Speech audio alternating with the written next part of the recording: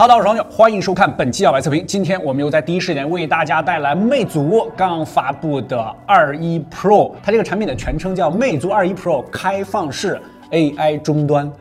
大家把"长"这个字可以打在公屏上啊。我们这是有两台，这比较经典的黑白色，这一台是星夜黑，作为8X4一个品牌的 Pro 旗舰，魅族这台算是姗姗来迟。我们一起来看看怎么样。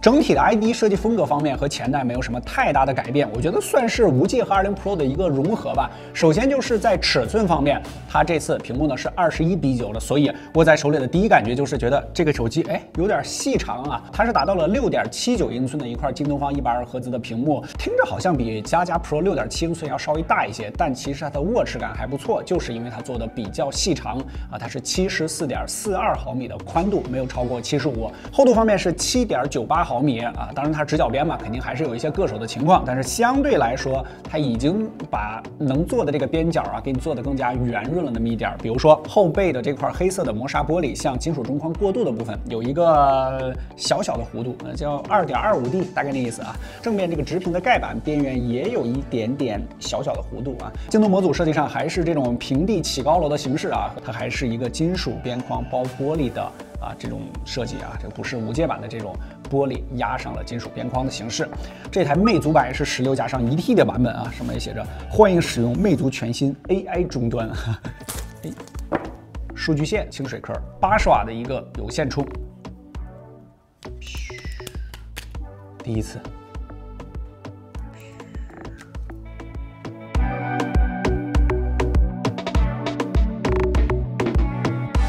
精致这两个字，大家可以打在公屏上啊。魅族白这次依旧是招牌的白色前面板，这个在整个机圈都是非常少见的啊。这个白色的前面板和屏幕中间还是有一个非常窄的黑边的，但是在细屏情况下，由于它这个白色强调了一下轮廓，你会感觉这个机器相较于黑色要格外的细长一些。21:9横向，如果你观影的话啊，也是可以铺满全屏的。不管是黑色和白色，它的金属边框呢，全部都做了淡淡的磨砂处理啊，不容易沾染指纹，还是比较凸显质感的。这次它还有一个冰川蓝色啊，其实我也看到了，那整体上和远峰蓝差不太多啊。这次它还有一个绿色的版本啊，叫月桂绿，那个绿色的是素皮的啊，提醒你注意。这3个玻璃的版本呢是214克，素皮那个版本呢是208克，要轻一些。电池容量方面呢是5050毫安时，也过5000了。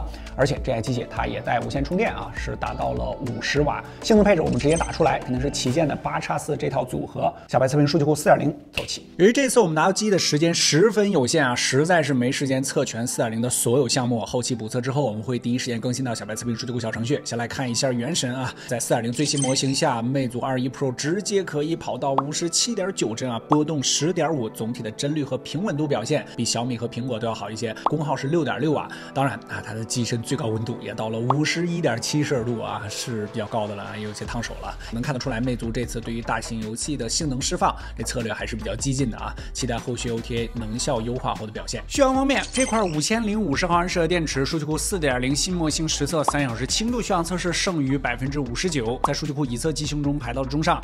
6小时重度续航测试在原神环节进行到54分钟的时候关机了，最终续航时间为4小时54分钟啊，接近5小时。3小时日常表现还是不错的啊。后面到大型游戏环节耗电稍高，和游戏一样啊，期待后续 OTA 优化能效表现。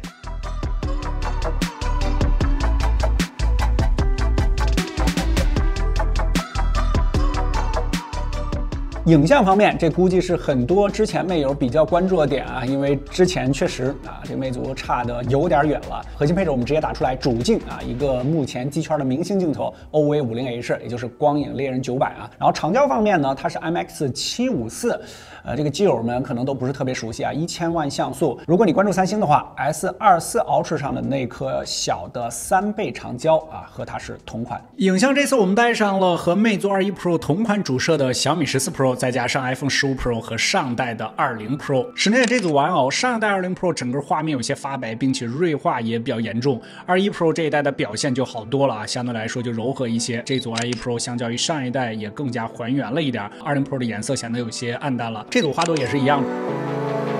主摄解析力在白天场景下并没有拉开什么太明显的差距，长焦方面有上一代的2倍光变，这次是升级到了3倍，还给加上了光学防抖，所以在成片上面体感上要稳定一些。这组样张魅族21 Pro 并没有选择提亮暗部，注意看这些细节上面要比上一代好上不少。10倍的样张也差不多啊，21 Pro 呢要好于20 Pro 啊。主长广白平衡一致性方面，当前版本的超广角相较于主摄要暗淡一点啊，期待后续调整。21 Pro 这次出版的相机在变焦的流畅度方面表现还是挺不错的啊，我们这是工程版嘛。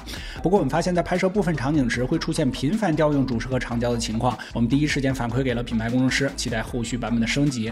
到了夜景环节，室外停车场这组灯牌，魅族21 Pro 相较于上一代色彩还原上要好一点。iPhone 这里直接抬走 ，iPhone 的策略是不怎么压制高光，天空也有一些偏红，后面灯牌上的文字21 Pro 要更加清晰。这组常见的路灯，各家都选择了压制高光，当然上方的强光也都有出现鬼影的情况啊。这组3倍的长焦，你注意看21 Pro 的天空纯净度方面比上一代好上不少了，那10倍左右的涂抹感也轻了不小。极限光场景下，得益于传感器尺寸的升级，表现还是很不错的啊。最后这组金楼，你更喜欢哪一张啊？按编号大家可以评论弹幕一波。简单总结啊，这次魅族在影像方面相较于前代提升还是非常明显的，毕竟硬件底子升级了嘛，随手拍的体验上表现也不错。因为这代机器发的有点急啊，一些 bug 魅族表示会通过后续的 OTA 相应版本解决。系统方面，我们这几台机的版本还没有正式搭载相应的 AI 功能啊，只有一个 IC 助手的语言大模型。不过这些功能前代也早就支持了，我们专门询问了一下魅族的工程师，他们表示像 AI 图库啊、AI 灵动键、AI 小程序啊等等啊，会在3月初开放内测，更新之后我们会第一时间体验，再陆续和大家分享。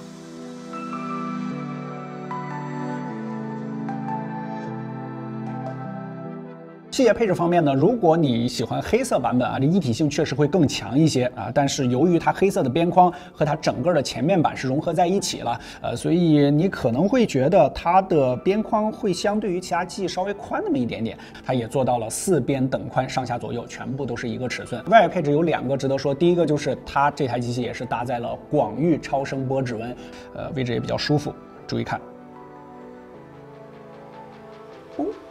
一下录入完毕啊，无需等待任何动画，大概往这个位置一按就可以了。